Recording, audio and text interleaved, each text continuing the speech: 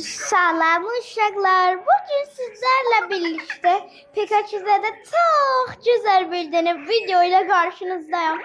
Bugün üzüm geliyor. Çünkü 30 abone olmuşum. Bu arada bilirseniz 40 abonede kardeşim.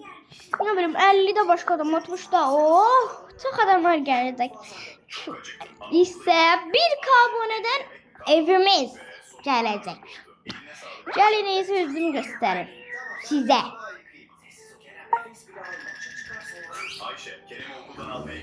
Ay hoş. Çok korkuyorum. Budur. Yok. Şaka. Üzüm. Bala. Bu değil. Bu. Bu kadar da üzüm de demek ki buymuş. Bir de ki tahmin edenler var da bu kadar olduğuma. Bir de bazı adamlar hamıca da için neçə yaşım var, neçə yaşım var. Yorumlara yazmışam. Neyse de burada da deyim.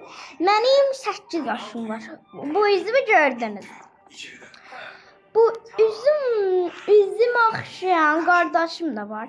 Kardeşimlə biz çox oxşuruq. Mən nə bilim, aslında mən oxşatmıram, ama sinif yoldaşlarım deyir.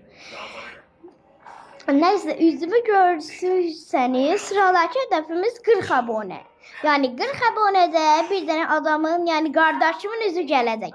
60'da istə bilmirəm.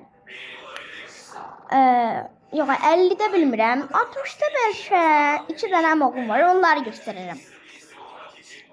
Neyse, sağ olun.